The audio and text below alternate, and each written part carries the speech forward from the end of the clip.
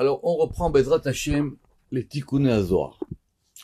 En guise d'introduction, pour que vous compreniez qu'est-ce qui va se passer. Les Tikkuné HaZohar, c'est un texte dont il a été très difficile de faire l'édition. Le nom des Tikkuné HaZohar, il existe depuis longtemps. À tel point que les Tikkuné HaZohar, historiquement, ils ont été imprimés avant le Zohar, que c'est le premier livre qui a été imprimé de Kabbale à Mantoue. La raison la plus simple, c'est que les Tikkuné HaZohar, c'est en tout 138 folios, donc c'était quand même plus facile d'imprimer les Tikkuné HaZohar de 138 folios que le Zohar en 3 volumes. Mais, autant les Tikkuné HaZohar, le nom était connu, autant la composition et la manière d'assembler les textes est quelque chose de très très très compliqué. À tel point que personne n'est d'accord.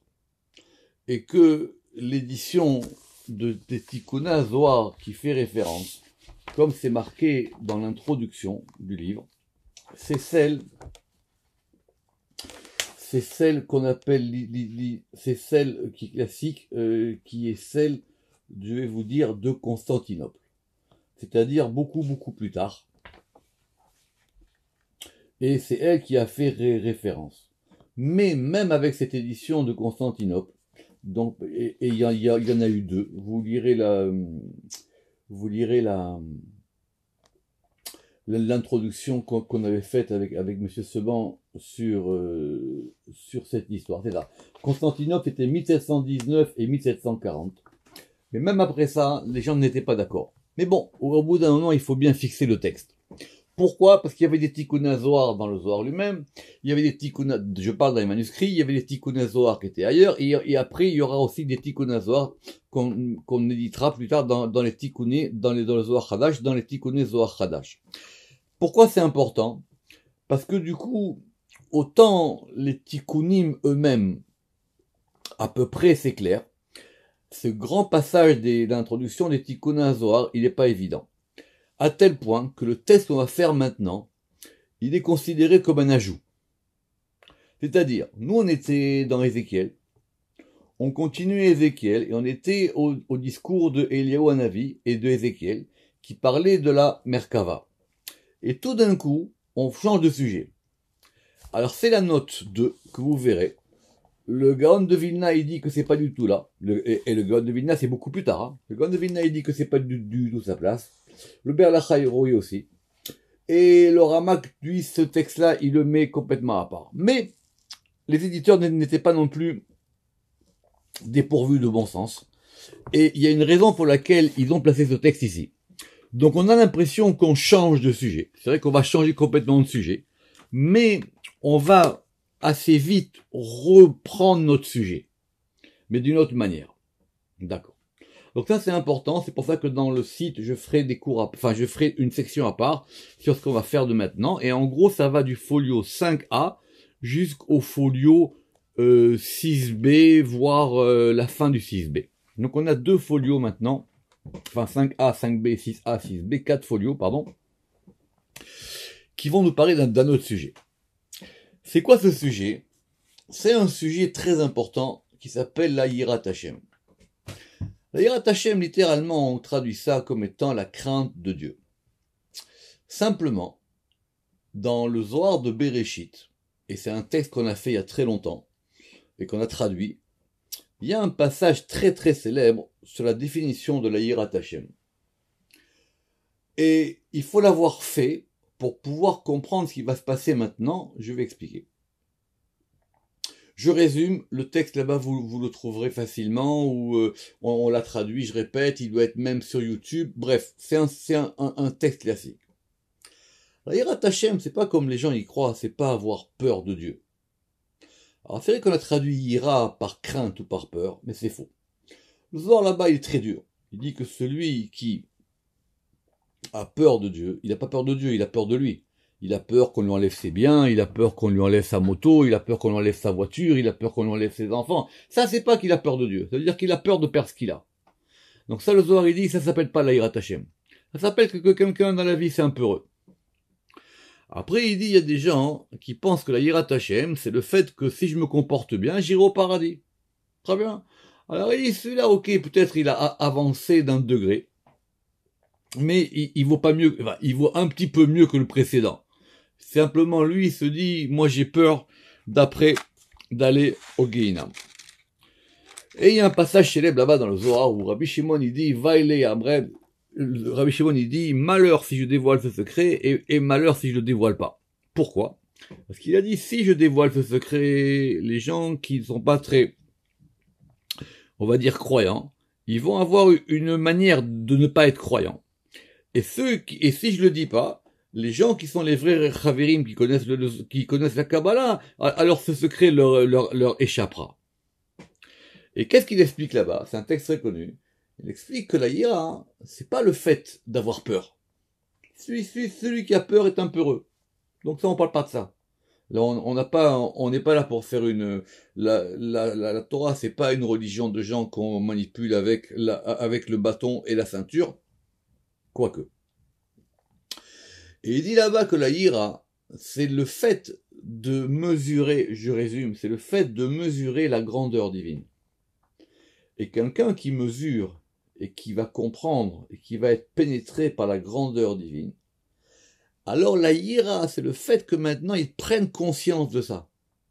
Ils prennent conscience qu'il y a un Dieu qui dirige tout. Ça, c'est la ira. Celui qui est dans la superstition et dit pour avoir ci, il faut faire ça, ou faire ça, ou faire ci, et les ségoulottes et tout ça, ça c'est pas de la ira. Ça s'appelle que c'est de la superstition, c'est Avodazara. C'est tout, il fait des sortilèges avec ce qu'il arrange. D'accord. Donc ça, c'est un texte très important. Ici, le texte des Tikkun Zohar qu'on a, c'est un texte qui va reparler de ce sujet qui s'appelle la ira. Simplement, évidemment, on n'est plus à un problème près. C'est que de ce qu'on comprend de ce texte, il y aurait plusieurs degrés dans la crainte divine. Or ici, on commence au 4e. D'accord. Donc il nous manque les 3 premiers. Donc apparemment, ça serait un texte qu'on aurait perdu. Mais à partir de maintenant, comme je vous ai dit, c'est-à-dire depuis le folio 5A jusqu'au folio 6B, on va maintenant plus détailler ce qui était marqué là-bas dans le Zohar, et on va détailler les différents degrés de la crainte divine. Donc c'est ce qu'on va faire à partir d'aujourd'hui, Bezrat Hashem. Ul'ila al-kula ilat al-kula, delet elo ale, velav tehute, velav l'erba sitra alma, veyu memal kol almin, veyu ascha kol almin. Donc, on prend le texte en cours. C'est un fragment, on va dire. Et au-dessus de tout, ilat al-kula. Il y a la cause au-dessus de tout. Pourquoi on a traduit ilat par cause suprême? Parce qu'il y a 2 termes en araméen. Il y a soit siba, soit ilah. Le Ramak, il a déjà expliqué. On le reverra dans Ptichat et Eliyahu. La siba, c'est ce qu'on va plutôt après appeler la cause proche. C'est-à-dire que si je renverse de l'eau, alors ça va mouiller. Et la ila, c'est la cause de toutes les causes. C'est la cause suprême. Bien que ila soit en gros la traduction araméenne de Siba. Donc au-dessus de tout, il y a une cause de tout. Une cause suprême de tout. Velet, delet, Eloha ale, et il n'y a aucune divinité au-dessus de ça. On est en train de parler de la cause de toutes les causes.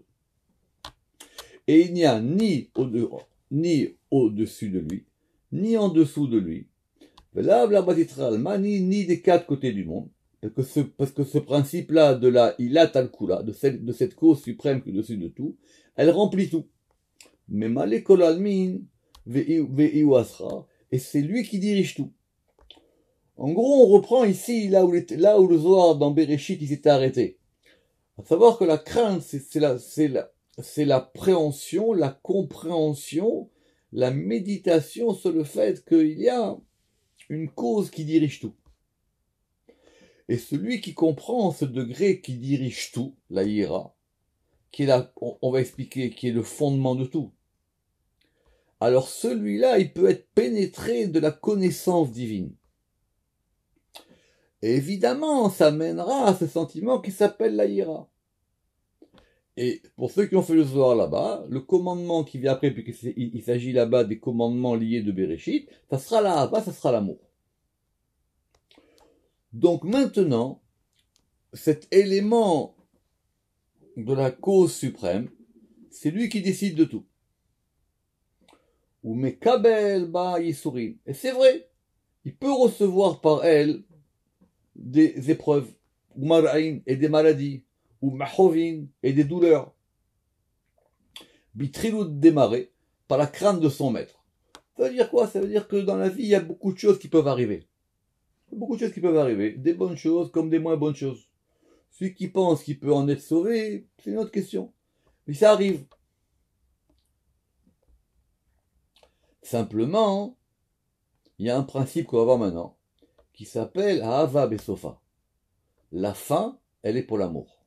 Ahava Besofa. C'est quoi ce principe de Ahava Besofa? Ça veut dire une fois qu'on a atteint la fin, on se rend compte que c'est de l'amour. Ou alors c'est l'amour qui vient à la fin. L'amour, il est composé, c'est une fois qu'on a vécu des choses, ensemble, à la fin, on sait que ça a fait de l'amour, ça a fait un lien. Ça a fait un lien d'amour. De la manière dont on établit les maîtres de la Mishnah. Alilin mare kushan ou machlokot, à ceux, sur ces maîtres, qui sont des spécialistes de poser des questions, des difficultés, et des machlokot et des querelles. Alors, on a parlé de ça, vous vous rappelez, dans le Zohar il y a quelques jours, à savoir qu'il y a des séparations qui divisent et il y a des séparations qui unissent. Et effectivement, on voit bien qu'il y a dans le Talmud, déjà chez les grands, il y a toujours des discussions. Que dans la vie aussi, il y a des gens qui ne sont pas d'accord les uns avec les autres. Simplement, c'est ce que la différence qu'on a vue entre Maroquet et Shem Shemaim, entre une querelle qui est pour le nom divin et une querelle qui n'est pas pour le nom divin. Et ça, on va l'apprendre d'un verset dans Bamidbar. Ce verset dans Bamidbar, il dit quoi? On est en train là-bas de définir des étapes. Et il y a deux noms de lieux. Et il y a un qui s'appelle Et Vaev Besoufa. Alors on va dire que c'était Vaev et Soufa. C'est des noms de lieux, vous verrez là-bas dans Bamidbar. Et le Et, ça veut dire, et ils ont été aussi à Vaev et à Soufa. Simplement, le Tikkun HaZohar, ils nous disent ici, c'est quoi? Ils nous disent ici, d'ailleurs c'est repris même dans la Gemara, dans Kiddushin 30b, c'est la note 5, qu'on met les lettres ensemble, et que Et, Vaev, ça fait Ahava. D'accord? Ahava, Besoufa.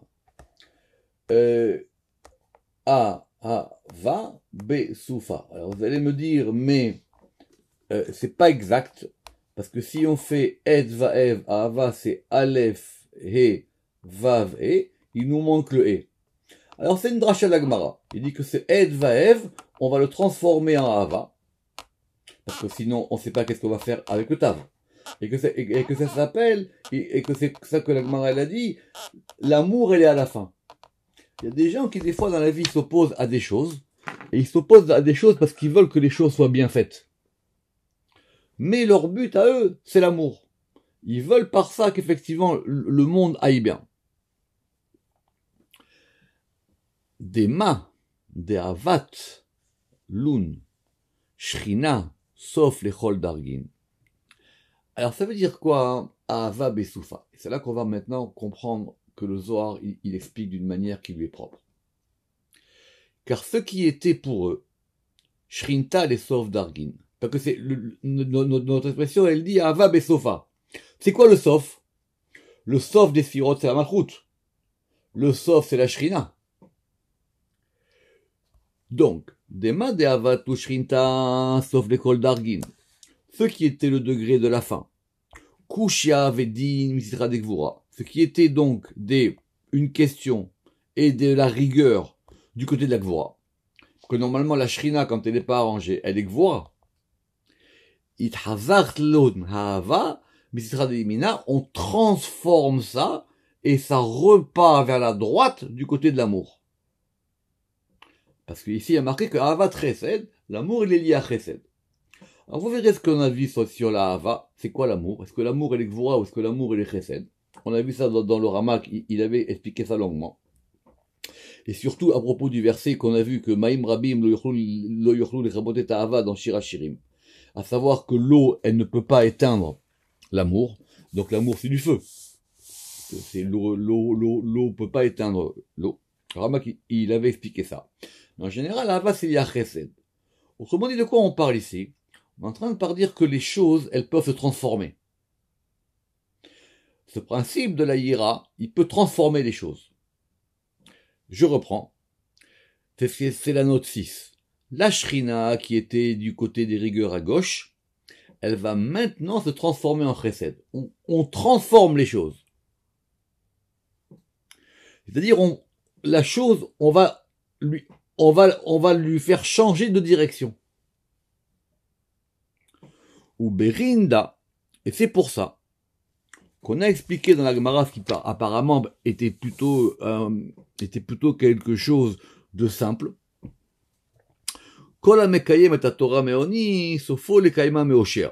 Donc c'est marqué là-bas, tout celui qui va accomplir la Torah alors qu'il est pauvre, alors un jour, il accomplira dans la richesse.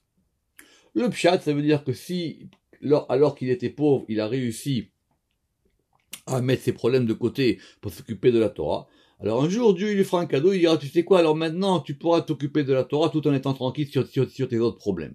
Sauf que là-bas, il y a marqué, sopho, sa fin. Ça veut dire quoi? Ça veut dire que son degré à lui, qu'il a accompli la Torah dans la pauvreté, il va se transformer maintenant, la pauvreté, elle se transforme en richesse. Il a transformé la chose, parce qu'il a irrigué la chose d'un côté, ça se transforme. Mais de l'autre côté, alors, ve'ayi ou ava besoufa. Et c'est ça notre principe qu'on a appelé ava besoufa. Par contre, dans l'autre sens, ça marche pas. Ve'kolman de lo mekayem la me'osher. Maintenant, celui qui est riche, ça veut dire qu'il n'a pas de problème de subsistance, et qu'il ne s'occupe pas de Torah.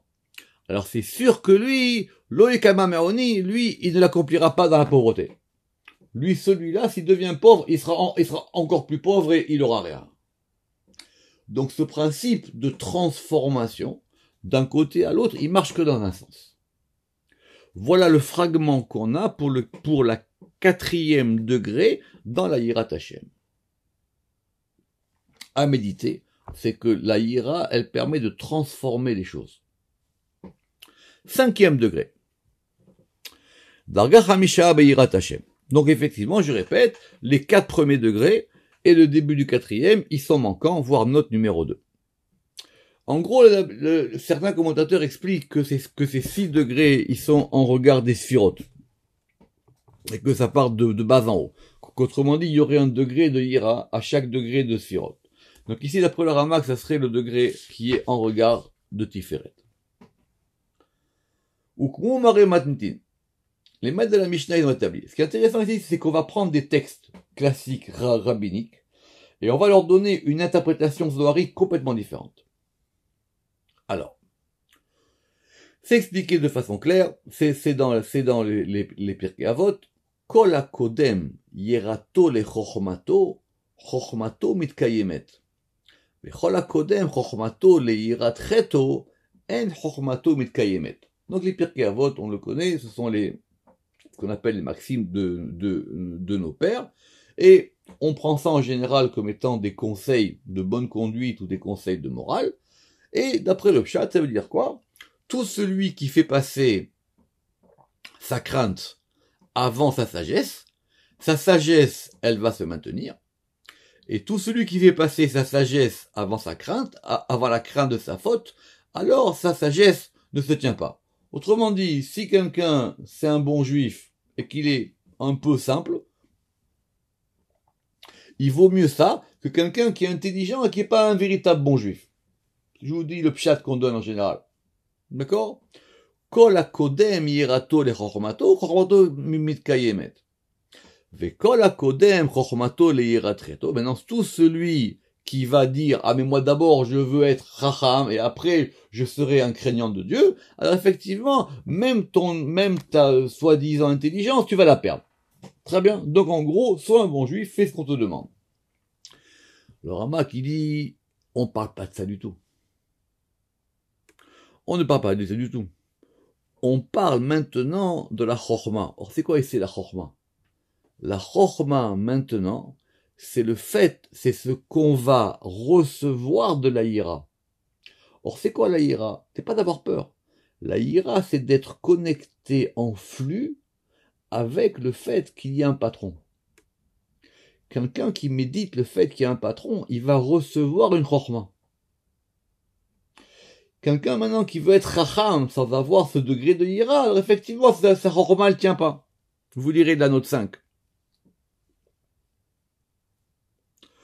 Autrement dit, c'est que il y a une conjonction entre chorma et ira. C'est ce qu'on va apprendre ici.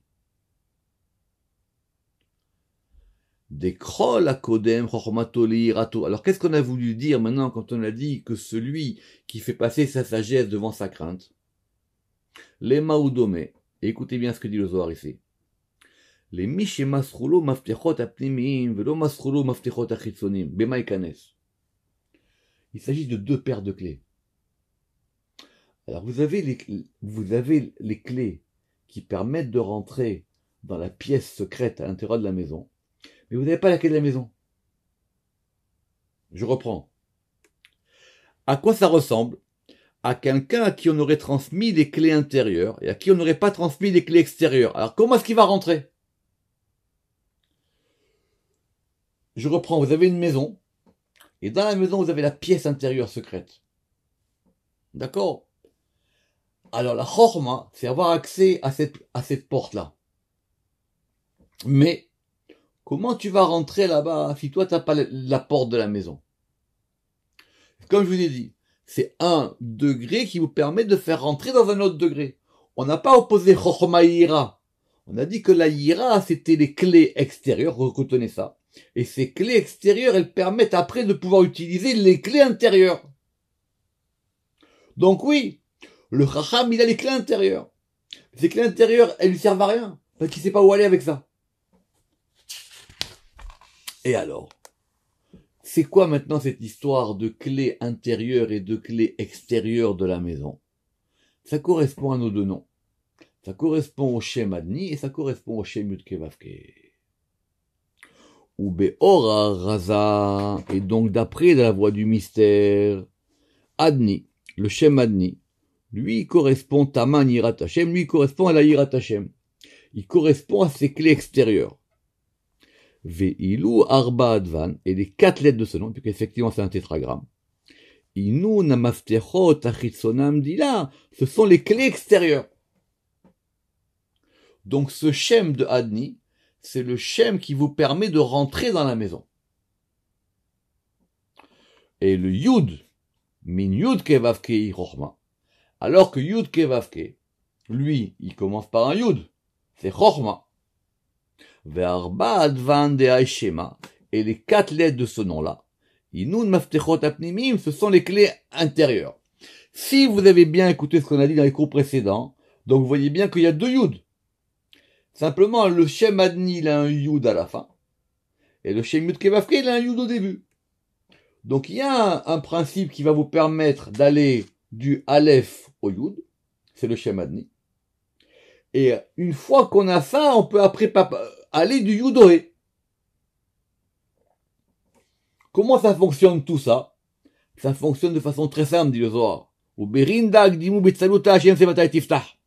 C'est pour ça qu'on a institué que la tfila, elle commence par Hashem Sepatai Tiftah.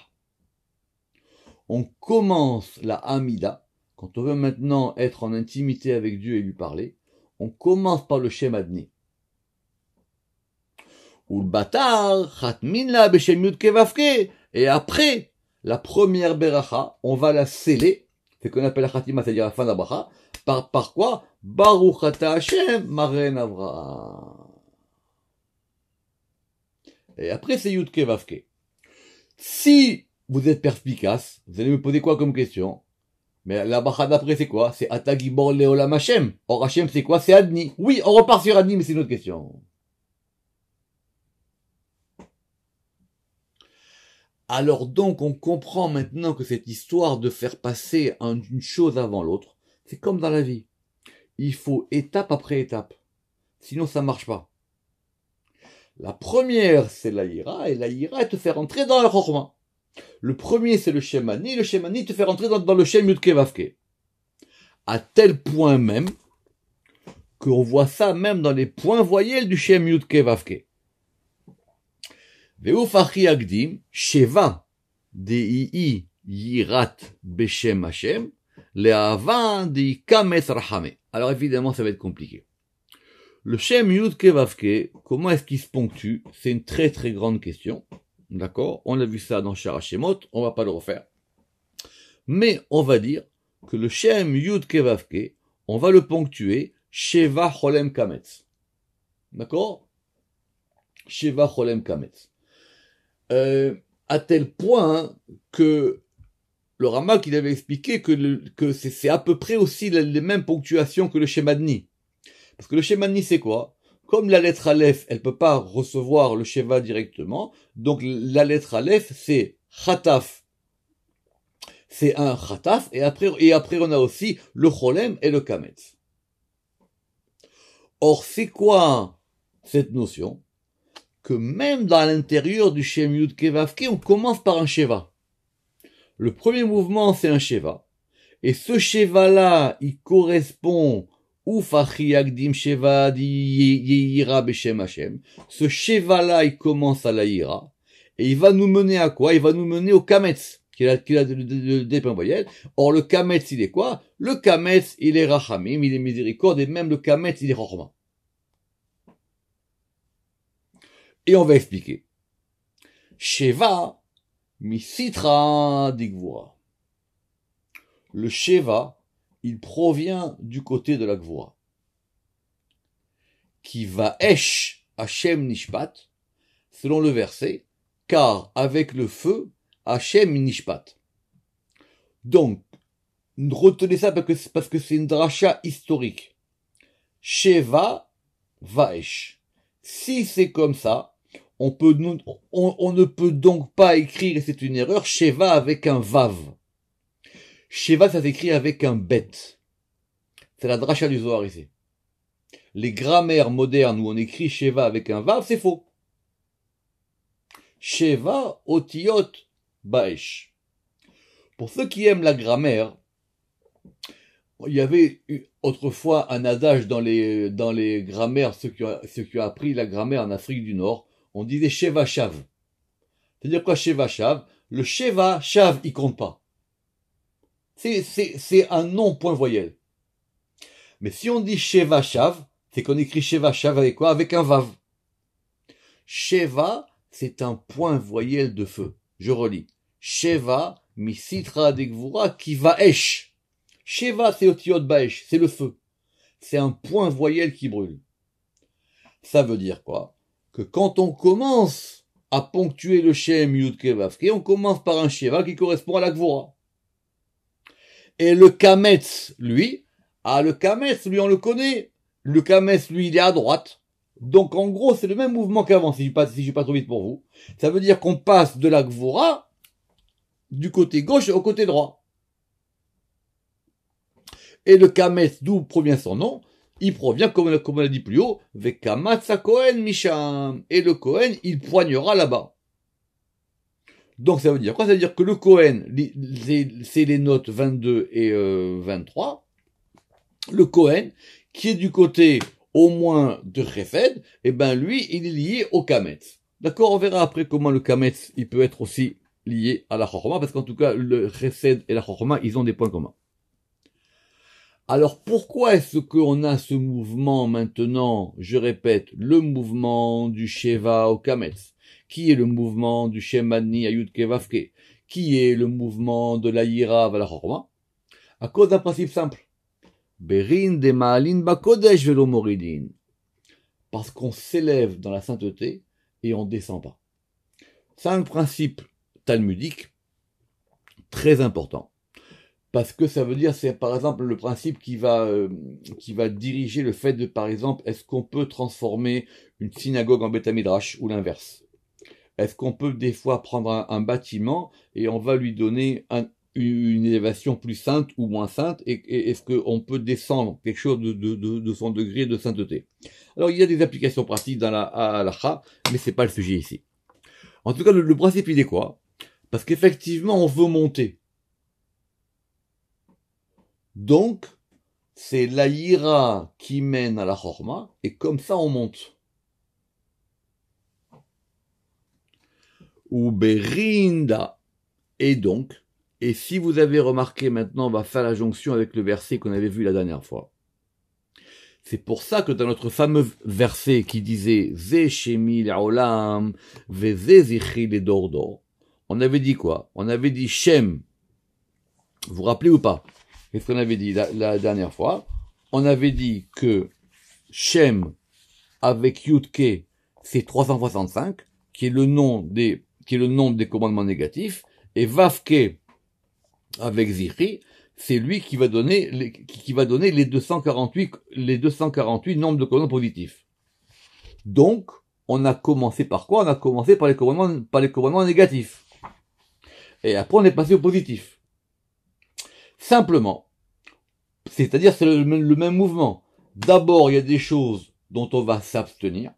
On va d'abord se protéger. Et après, on va rentrer dans les choses à faire. Déjà, commence par, il est marqué Sor Mera Ve'asetov. Déjà, éloigne-toi du mal, et après tu feras le bien. C'est un principe simple, que le soir, ramène souvent. C'est pas qu'on va dire à quelqu'un qui fait rien, commence à faire quelque chose. Non, déjà, commence un peu à t'arranger à toi. Si tu veux que ton verre, il ramasse de l'eau, il faut qu'au moins ton verre, il n'est pas trop.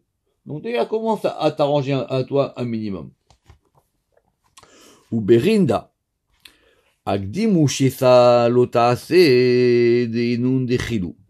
Donc, c'est pour ça que dans le verset, on a commencé par les 365 commandements négatifs, parce qu'ils correspondent à la crainte. Les Ramar Pikoudin aux 248 commandements positifs, qui sont Rachemou, qui sont l'amour. Adaoudirtiv, comme on a dit, Ze Shemi Leolam, Ze Zichri Levedordor. On l'a vu la dernière fois, Shemi Imyutke, Vezichim Vavke. Donc déjà on commence par le Shemi et après on arrive au Zichi. Je veux juste prendre le temps, 2-3 minutes, pour donner un éclairage là-dessus. Sinon on dit que la Yira, elle amène à la Hava, qu'il faut d'abord les clés extérieures avant de rentrer avant d'utiliser les clés intérieures ou d'avoir les clés intérieures.